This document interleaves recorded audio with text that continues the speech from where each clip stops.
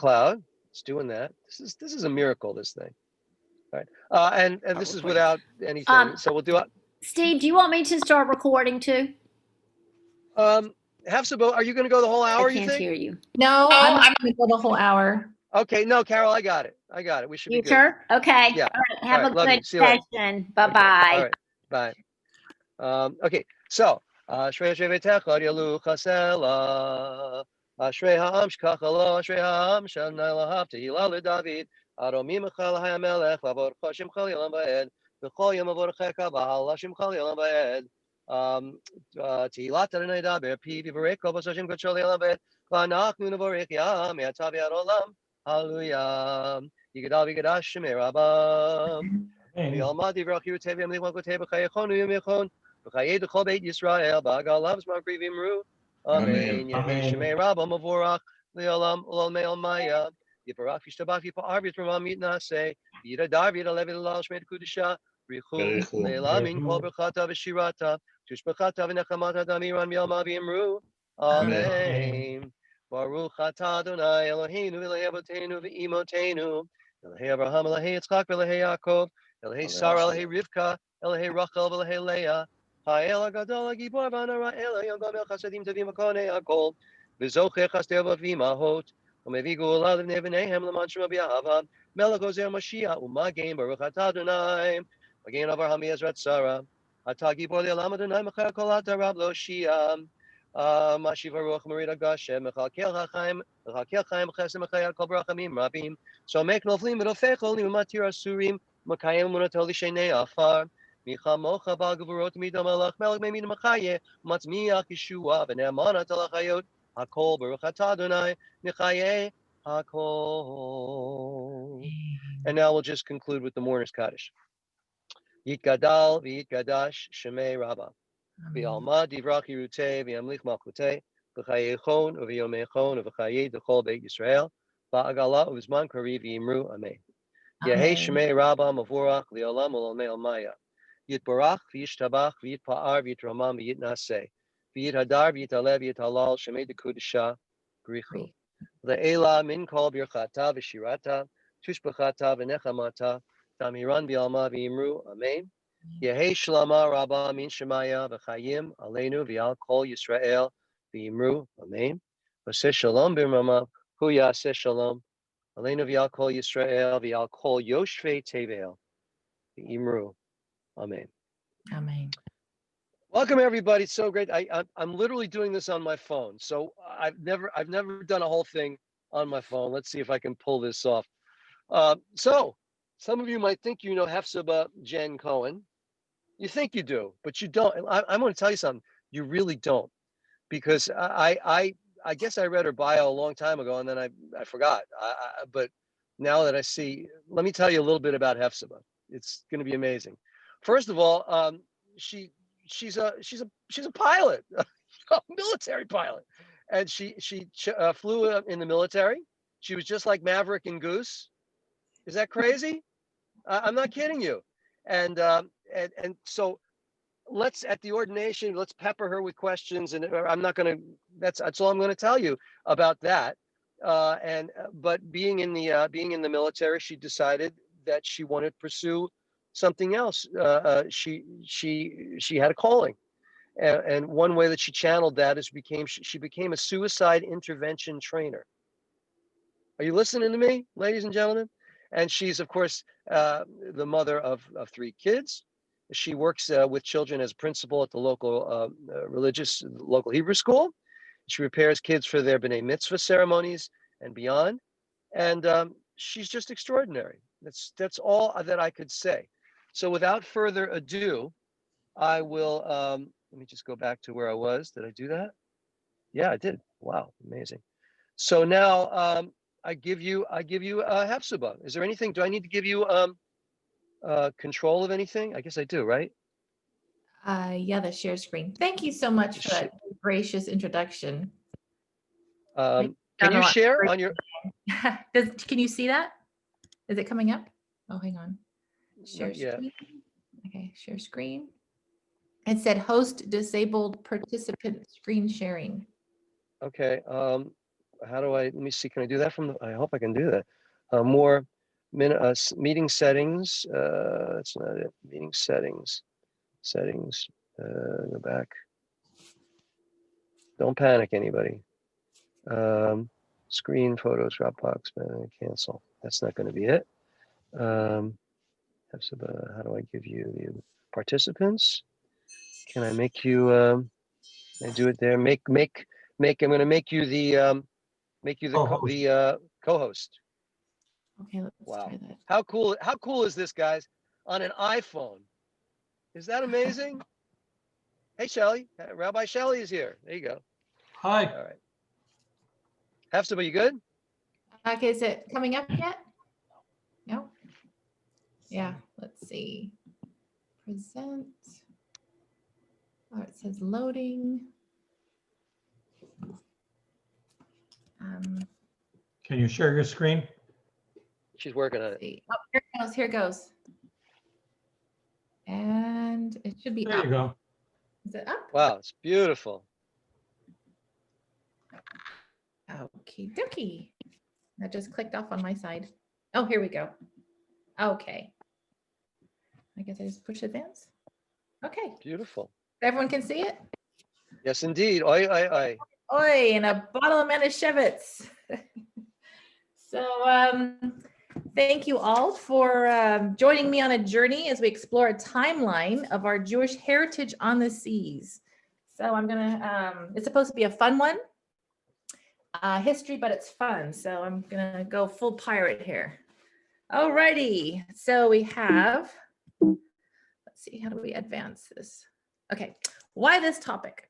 I'm a Navy girl from a family of seafarers, and although I chose aviation, was part of the Navy, and my uncles were in the Navy, and we have just a history on the sea.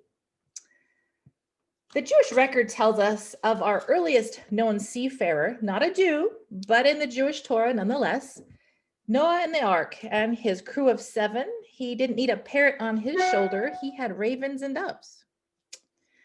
But we have had a long historical relationship with the sea.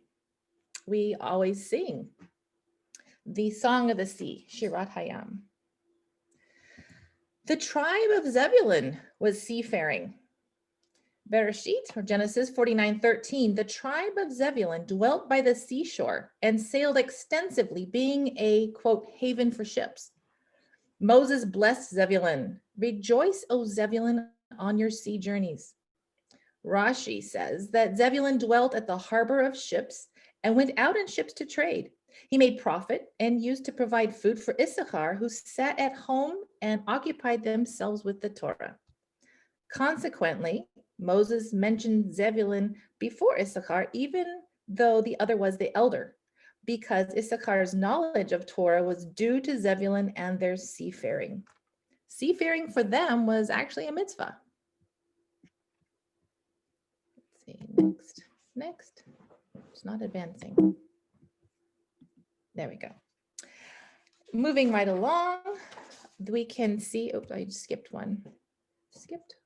Oops, it's going to, how do I go backwards? Sorry. It's going ahead. There we go. There we go. Tribe of Dan. The Song of Devorah critiques Dan's cowardly absence in the battle against Sisera and the Canaanites. She said, why did he linger by the ships? Inferring that this was while the battle was going on. Rashi states of Dan, he was a coastal tribe of sailors and they built their wealth on their ships for a quick getaway. King Solomon made a navy of ships on the shore of the Red Sea, and the Phoenician king Hiram sent in the navy his servants and shipmen that also had knowledge of the sea. And the ships went to Tarshish, and every 3 years they would return with gold, silver, ivory, and this is the cool part, apes and peacocks for Solomon's zoo. There was a lot of trading from Joppa, or was that Jaffa, the ancient seaport. And so seafaring became an integral part of the economy during this time. And it's not advancing. Excuse me. Roger, it's not advancing. Let's see. Oh, there we go. Brand new laptop, so it's probably operator error. Josephus, he mentioned Jewish seafarers and the pirate types. He said the Hasmonean period experienced an influx of Jewish and Arab pirates operating from the Levant. So many Jews were at sea during Pompey's time, with many being pirates, that Pompey actually blamed a rival king for sending them out on purpose. Now here in Jerusalem, there is Jason's tomb. Jason is believed to be an ancient seafarer, naval commander, and ship archer. And the reason they believe that is because there are charcoal drawings in his tomb of ships and inscriptions, including an information on a sailing route all the way to Egypt.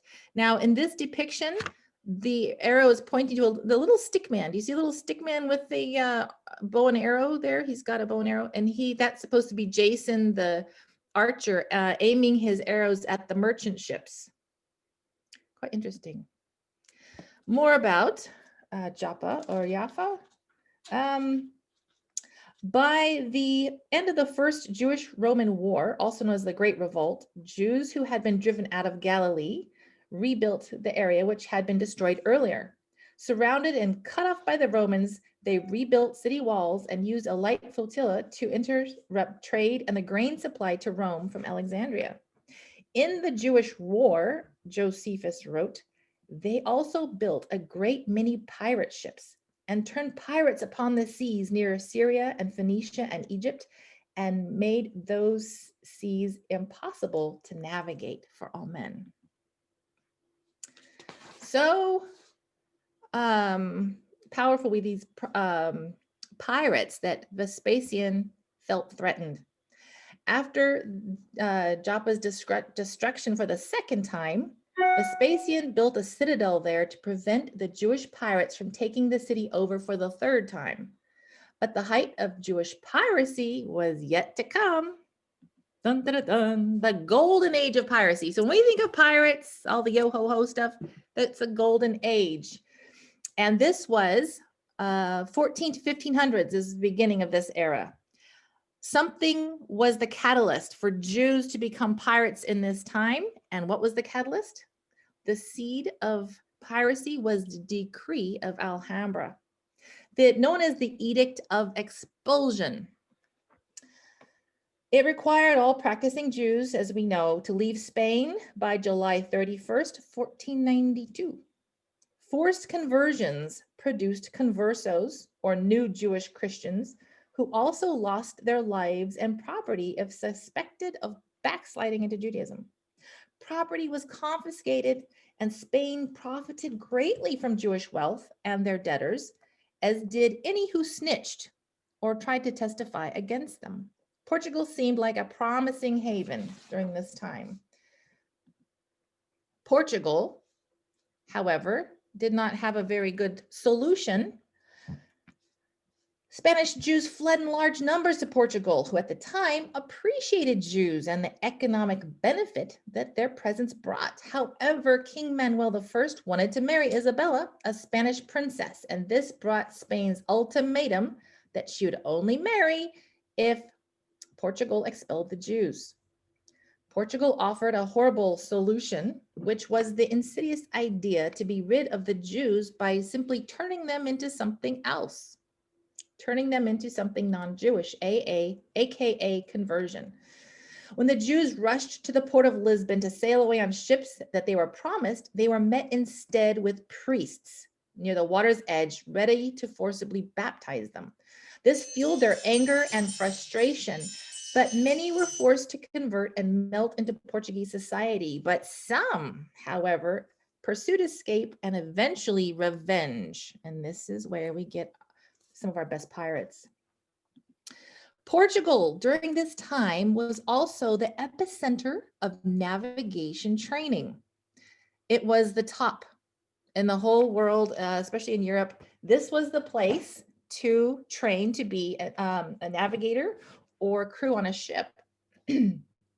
Top sailors and captains were trained in Portugal. Spain even hired Portuguese captains and crew from here. Conversos were trained and filled many of the positions, and they were the ones that became the top seafarers. Enter Christopher Columbus. Initially denied financial backing from the Spanish royalty, Columbus was finally financed through a third-generation converso, Luis Santangel, royal treasurer of Spain, who, along with other conversos, subsidized the amount by using his own funds. Likely seeing the benefit this expedition could be for Jewish people, it was no coincidence that Columbus began his voyage 3 days after the Edict of Expulsion deadline. There is a legend, it's impossible to verify, but the legend says that Columbus ordered the doors of his ships sealed the night prior to departure, preventing state authorities from boarding and to check if there was Jewish presence on board. So who was this Luis de Santangel? He was treasurer to the Spanish royalty. He convinced Queen Isabella to support Columbus's voyage. Together with other high-ranking conversos, he discreetly helped finance the safe departure of a group of Jews from the port of Cartagena. While the Spanish Inquisition targeted and persecuted Jews, including conversos, and especially conversos, who were believed to be practicing Judaism privately, Santangel and his immediate family were protected legally from persecution. However, one of his relatives was burned at the stake in Saragossa. So Ferdinand II issued a royal decree that exempted him and his family from any further persecutions of the Inquisition. However, he did not just sit back on his protection. He wanted the other Jews to escape their persecution, and thus he funded Columbus's journey. It would potentially offer a safe place for them to reside in the New World. After his expeditions, Columbus was granted the island of Jamaica, which became a place of refuge for many Sephardi Jews after their expulsion from Spain and Portugal. And Jamaica is a very important part of Jews in piracy, and so we'll talk more about Jamaica in a moment. Columbus's voyage to America, and we all know of the Nina, Pinta, and Santa Maria. Conversos were included in the crew. At least 4 are documented and others assumed to be conversos as well.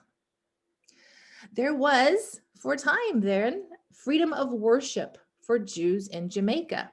Columbus was rewarded this area for his exploration, and so he granted freedom of worship. In 1534, King Charles V of Spain allowed conversos to be allowed to settle in Jamaica. For the New World, it was illegal for any converso to legally settle unless they had 4 generations of Christianity behind them. So that was waived, and at least 34 people here that began to the immigration here in Jamaica were Jewish ship captains and their crew.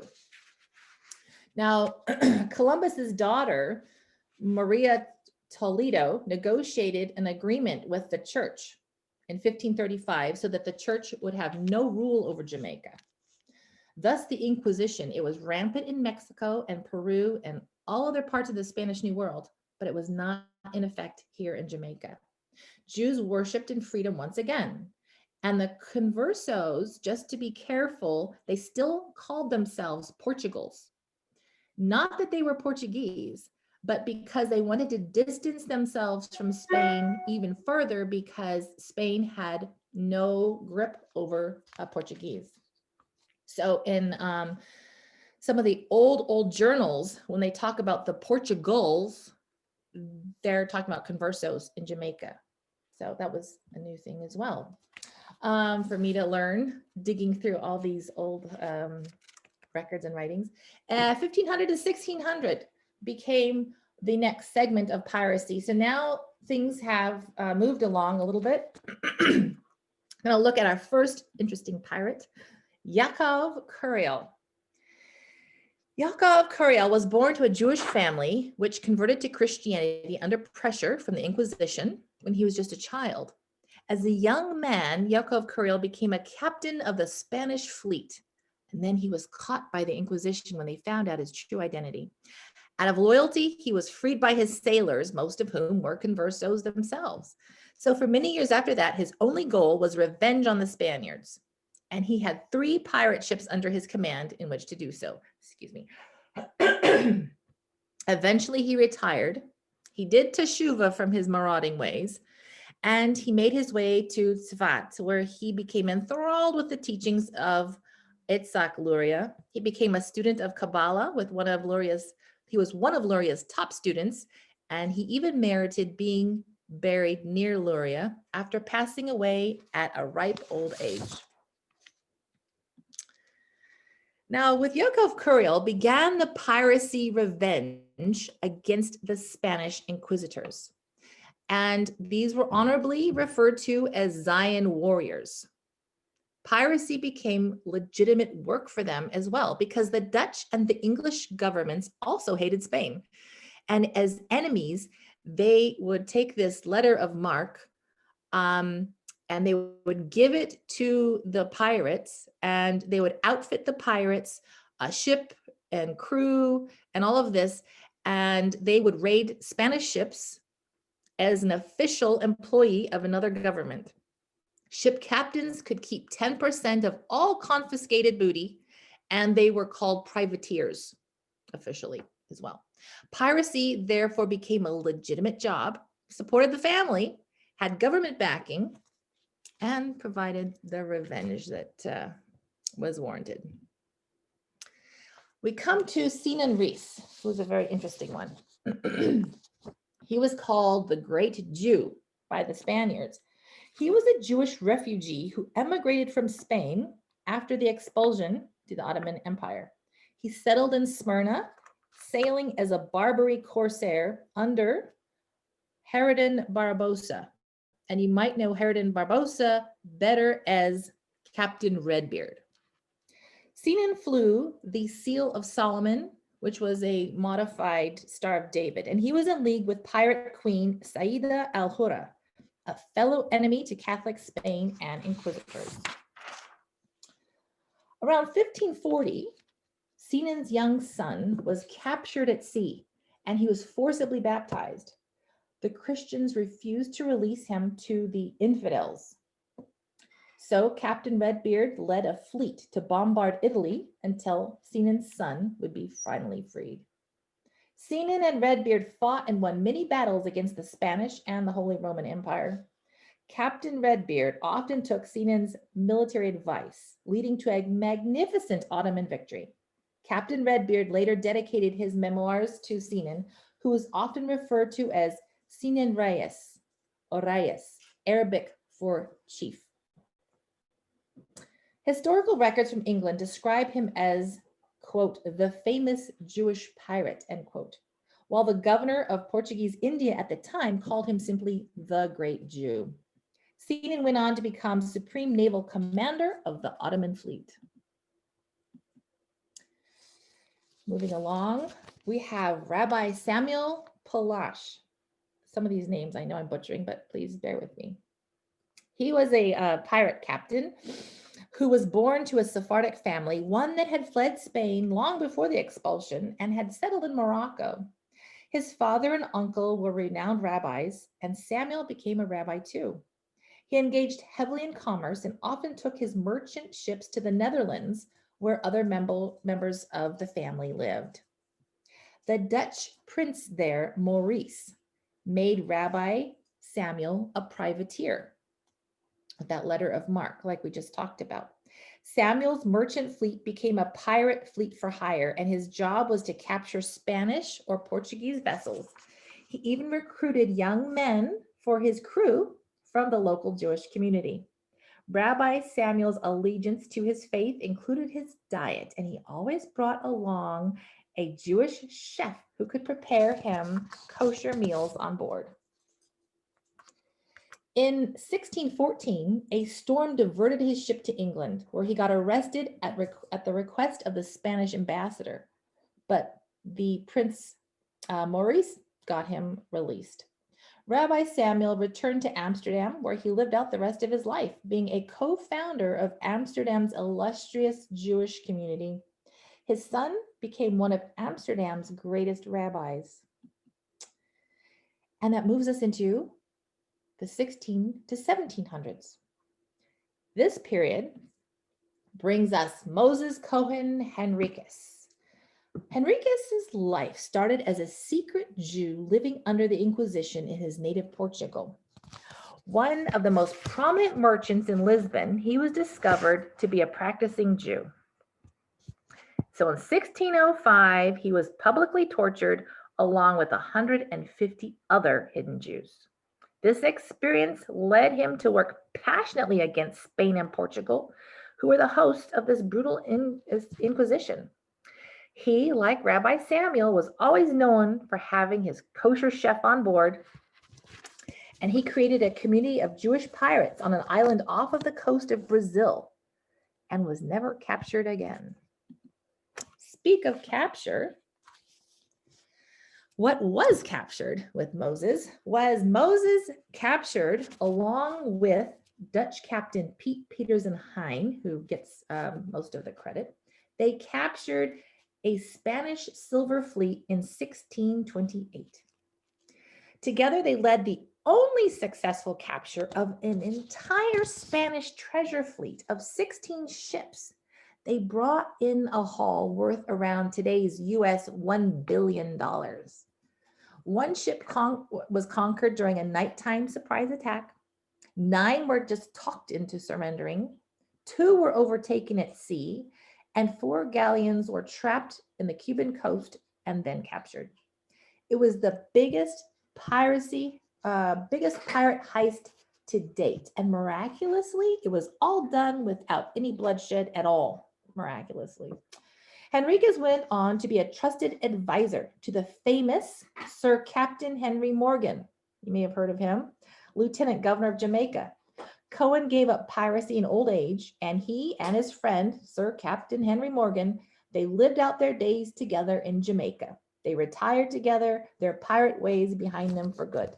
But more on Captain Morgan in a minute. It's important to note Spain's trading routes to the Caribbean. Spain kept control of Jamaica mostly so that it could prevent other countries from gaining access to this island, which was strategically situated within Spain's trading routes in the Caribbean. Spain maintained control over the island for 146 years. Jamaica is a part of Jewish pirate history, so I'll talk a little bit more about Jamaica as well. In Jamaica, Spanish Town was very prominent at this time. Today, there are only about 200 Jews in Jamaica, but at one point, 20% of Kingston's population were Portuguese Spanish Jews, while Spanish Town here was founded primarily by escaped Jews. By 1643, it was a converso town, and many of the conversos who had called themselves Portugals ran the place. Enter Oliver Cromwell, who decides to invade Jamaica in 1655. It really wasn't much of an invasion because when he came upon landing, he was seeking to establish a British port in the Caribbean. He explained that to the conversos there. 2 conversos, Francisco Carvajal and Duarte Acosta, they met him. They liked the idea because he promised religious freedom. They signed over Jamaica to England. That easy. Jamaican Jews were thus protected and given rights to practice Judaism once again. However, not all of Jamaica was on the straight and narrow. Port Royal, and famously labeled the wickedest place on earth, the Sodom of the New World, was a hub of pirates, prostitutes, and adventurers. There was 1 ale house per 10 residents. So debauched was the town that written reports say even nature fell to the debauchery, and the parrots were said to drink as much as the human drunks. Now remember, we talked about Governor Captain Henry Morgan. friend of Moses Henriques. By 1667, the infamous Sir Captain Henry Morgan, who was a British admiral, he wasn't Jewish, but he's part of our story. He was given letters of marque and led a fleet out of Port Royal. A number of his captains under him were all Jewish.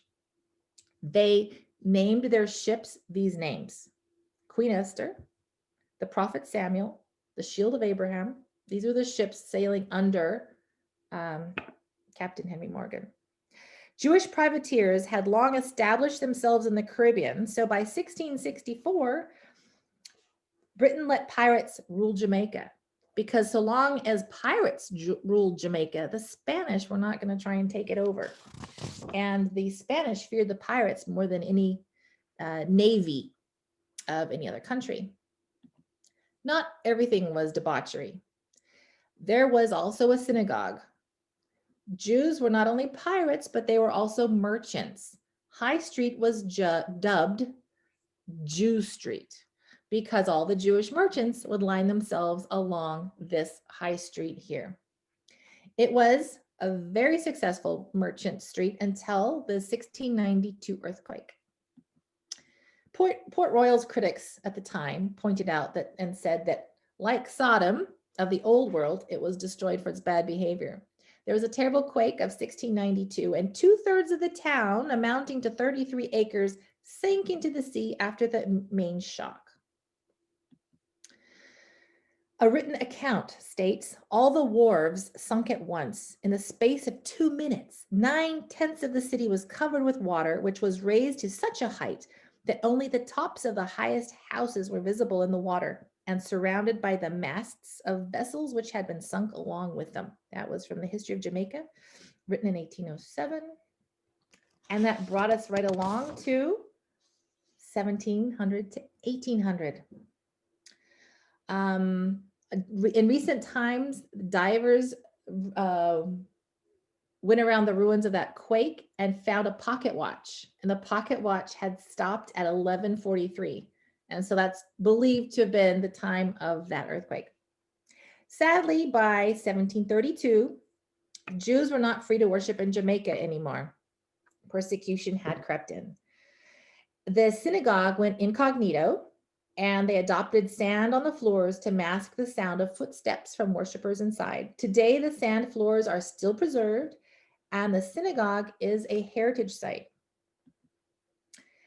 David Abarbanel. He was also known as Captain Davis. Persecution, being rife again, brought along David Abarbanel, joining the British privateers after his family was butchered off the South American coast. Thus killed during the Inquisition, the survivor of his family, David, he was a native of the famous dynasty of Spanish rabbis. He also received a letter of marque, and so it made his piracy legal. He commanded his ship, which he named Jerusalem. And although many hold that it was he who actually discovered Easter Island with its large stone statues, the credit is given to someone else. But like Moses Henriques, Yeco Curiel, and others, Abarbanel spoke Ladino or Judeo-Spanish. Jean Lafitte. Jean Lafitte is more common, and there's even a PJ Library book written about him. Sometimes his name has 1 F and 2 T's, and sometimes his name has 2 F's and 1 T, but it's the same Jean Lafitte. He was the youngest of 8 children, and he always dreamed of being a pirate. He heard about pirates being observant Jews and rabbis. His older brother, Alexander, was also a pirate, and he was raised by his grandmother, Zora, who, however, disapproved of this whole pirate business. He sailed to New Orleans with his 2 brothers, and he received a letter of marque from the French. He met and married a Danish Jewish girl, Christina Lavigne, and they had a son. And by 22, he had his first ever sword duel. He won, but he spared the captain's life, which was an odd thing at the time. And not only did he have mercy on the captain, but he also hired the captain's crew instead of just defeating them. And he became popular amongst his men. He always carried a Hebrew Bible from his grandmother Zora, and he wrote in the flyleaf, quote, "I owe all my ingenuity to the great intuition of my Spanish Jewish grandmother," end quote. Spain did capture him and his family at one point and marooned them on an island, and it resulted in his wife's illness and death. And so he, like others, vowed revenge. He went back to sea and he plundered many more Spanish ships in taking revenge for his wife. Jean was a convicted smuggler, yet he managed to get a job with the U.S. Customs Service, and he was going to arrest the other smugglers. He later even opened up a blacksmith shop and became a secret smuggling, which became a secret smuggling hub. And he operated covertly in the bayous. He and the local governor went head to head. At one point, the governor put out a reward for $500 for his arrest for not paying taxes. So Jean countered with a reward of $5,000 for the governor's arrest. And so it all came to nothing. In 1814, however, British ships were spotted offshore, and that was a threat to America. So Jean quickly warned Washington, D.C., who, they're not going to listen to him, right? He has a bad reputation. They ignored him. So the British came to Jean, and they offered him the equivalent of today's $2 million US, and a pardon, and the rank of captain in the British Royal Navy if he would spy for them. He pretended to consider the offer, but he secretly warned the governor. Remember the governor that he didn't get along with? So naturally, the governor ignored him. On the third report, however, the government finally listened, and the Battle of New Orleans ensued. And Jean helped the Americans navigate the bayous, and within a half an hour, the Americans won the battle with Jean's help. 2,500 British died, but only 13 Americans were lost, thanks to Jean. President James Madison pardoned him, and General Andrew Jackson honored him as one of the, quote, ablest of men, end quote. Now, what the children's book doesn't say is that after the war, he returned to his old ways. And in 1817, with about 1,000 followers, he organized a commune called Campeche in present-day Galveston, Texas. He served as the governor there himself in 1819 and called himself the President of Texas. He continued his privateering against the Spanish, and his men were commonly acknowledged as pirates. It climaxed with a scuffle with U.S. forces. It led him to burn down the town and sail away into the sunset to plunder the Spanish to his heart's content.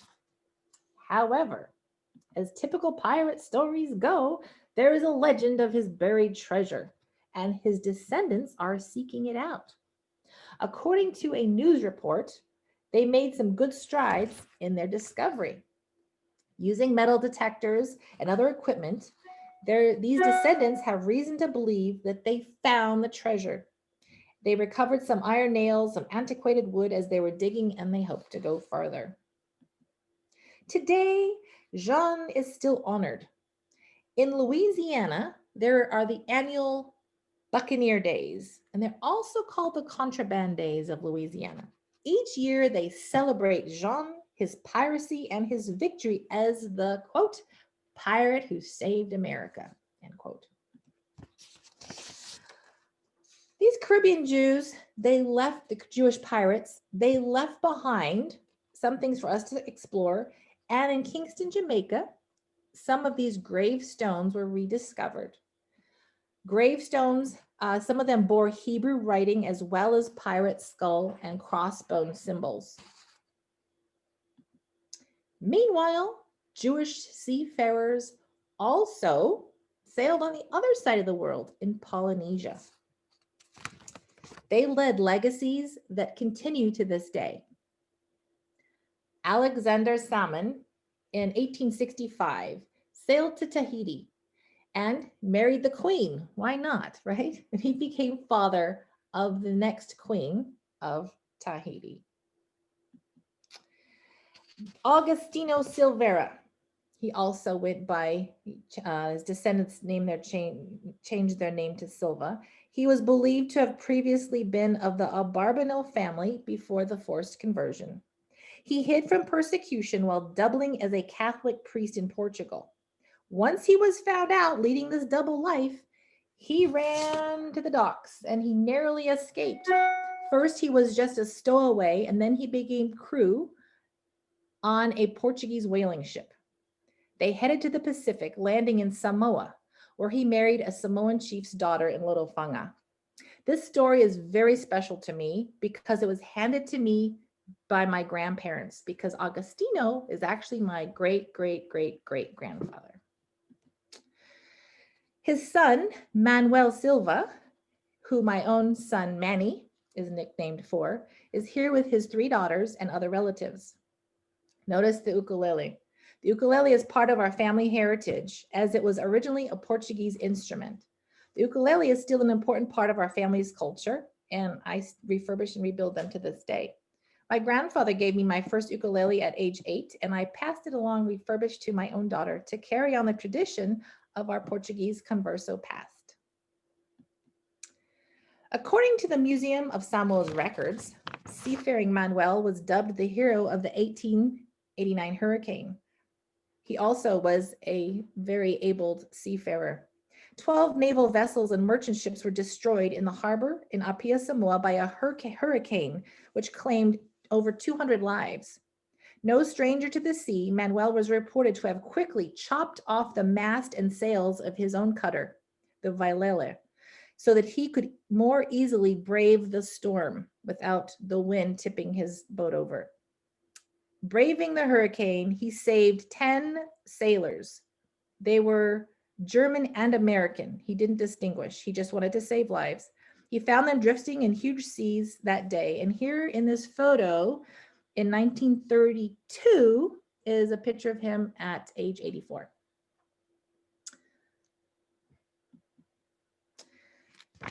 Israel is not the place of the golden age of piracy anymore. These days, Jewish pirates on the high, today the days of Jewish pirates on the high seas is over. Today instead, Israeli security teams are world leaders in opposing piracy. They protect cargo and passenger ships from modern day pirates. In 2009, Israeli guards fought off a daring attempt by Somali pirates to take over the Italian cruise ship called Melody. It had 1,500 passengers and crew on board. Israeli guards fired shots over the heads of the bandits, eventually scaring them off. The Somali pirates were quoted after the attack. Quote, "It was the first time we have ever encountered such resistance," end quote.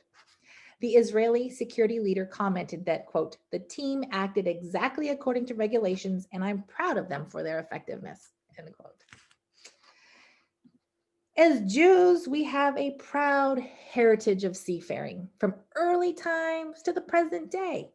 Some of these legendary figures are noble and some not so noble, but they're all part of this colorful and adventurous world of Jewish pirates and seafarers. And here are some of the resources. I want to note that Pirate Captain Toledano, it's a short film. It's only about 5 minutes long, and it's free on Amazon Prime, and it's worth a look. There's the PJ Library book, which I mentioned, and this book, The Jewish Pirates of the Caribbean, excellent book by Edward Kritzler. He's now passed away. His sister gives talks about the book and about his discoveries in Jamaica. So I highly recommend those too. So there you have it, Jewish pirates and seafarers. That was so cool. Yeah, you should go on. I love it. Hey, I gotta ask you a question. So if you're descended from the Silva family, which is actually the Abarbanel family, you know that that's my family. Oh, Of course. Oh, Of course, you get along so well. You look alike. you intersect. Listen, This is why we think alike. Hefzibah, I've got to make you. I'm going to make you the host right now. Okay. Because I actually the family's here, so I've got to run. but you just stop recording. You have the ability. Just tell it to stop, or just no. You end the session. That's all you got to do. Just end the session. Okay. That's all you got to do. All right, I got to go. I love you all. That was brilliant. Brilliant. Hello, It really hello, was. Rabbi Blaine. That Hello, was Rabbi wonderful. Blaine. That's the, Good to see you. Good to see you, darling. How are you? Okay, I Great. gotta go. Baruch Hashem. Baruch Hashem. All right. Bye, Rabbi. So there you have it, though. Oh, wow. We're still together. That's good. Yes. Yeah, that was fun. Hi, that was fun. Hi, Miriam. I'd say any questions, but I always panic by saying any questions because, you know, someone's going to ask something I don't know because. Okay, Captain Morgan is the same. Captain Morgan is the same as the rum, right? Yes. Must be, the picture's exactly the same, so it must be. Well, where are Not that I know what the rum looks like. But Well, Yes. Hepzibah, how come Sorry? Say again? we should all be doing shots of Captain Morgan? Okay. All right, so this is, I had the same thought, Brian. We need to do for our ordination in honor of you, everybody will get like a little shot of Captain Morgan and we will toast Hepzibah. There you go. In honor of his friend Moses, right? Yeah. and play ukuleles, which I noticed you. So my guitar teacher, who also taught me ukulele, there was a dispute over whether it's ukulele, which I heard you say, versus ukulele. So which is it? It's a Polynesian word, ukulele, because uku means flea. Mhm. Like ukus, you know, it's like ukus, and then lele is jump. So Okay. ukulele is jumping flea. The Portuguese instrument that they brought over is called machete. Mhm. And it's spelled like machete, but it's machete. And it came from Madeira and Azores. Put it down. So they brought it to the islands, and then the Pacific Islands took it over. Mhm. But I see all the cool ones you make out of everything. So that's so fun. So and it is fun, and I just loved ukuleles. And I didn't even realize until I did this project. Kid you not, I did not know that the ukuleles went that far down the line. I just thought it was for my grandfather, but really it went further down the line. So I was so excited that I got to do this lunch and learn, because otherwise on my own, I would not have dug as deep. Yeah, I understand that. It Mhm. forced me to, because we had to do this project, but I'm so glad because I was like, wow, the more I learned, wow, I had so much fun. Yeah, that was very eye-opening, Hepzibah. Thank you so much. Yes. That was just like opened up a whole new Pandora's box of Oh. True. exactly. It's true. Are you going to share the files? Sorry, what's the final? What? The files. I don't know The what files. he said. presentation. Oh, the files. I got off on like websites and things. Would you like me to share those? That would be wonderful. Okay. Let me put it really was a wonderful lunch and learn. Yeah, And it's I'm unique. thinking that I might just do it for one of my lunch and learns with my congregation. It was really fascinating. Yeah, have Hepzibah do it for you. How fun for her. Exactly. That's truly a possibility. And either way, I'm always happy to share, but I'm happy to also give you the slides and the script if you're interested. That would be terrific. Happy. Could you post it on the JSLI, the Facebook, whatever it is that they use? I'm a graduate of class 6. I don't get onto the I don't get onto the website much anymore, but I was really fascinated in coming to see this lunch and learn, and I'm really glad I did it. It was So wonderful. You know, I think that it's a wonderful opportunity for us to bring each other in as guest speakers to make it an authentic experience. Each of us has our own unique expertise, and no one can do it like the one who did the research. Yeah, that's true. Absolutely true. I just want That to would be invite wonderful. everybody who's coming to Torah with Maura Robin, as I can't do it. I actually have a guest speaker tomorrow night, and her name is Hepzibah Jen Cohen, who will be presenting She will be presenting tomorrow Good. in lieu of me. So you want to say, that was phenomenal. And have fun, Robin, have fun. Wherever you're going, remember the camp you're going to. Oh, yeah, I don't know if that's. All gonna- right, so don't, survive. Maybe I should survive. I can survive right now. So anyways, speaking of which, love you all, but I gotta go. Bye-bye, sweetie. Take Bye-bye. care of you. We're Robin. thinking I'm of on you. my way to my house to see what's there. Hi, So Ilana. I just got a phone call, so I'm Hello, gonna see what's Ilana. there. Bye, everybody. Okay. Robin. Be well. Bye-bye, sweetie. It was wonderful seeing you all again. And again, it was a wonderful lunch and learn.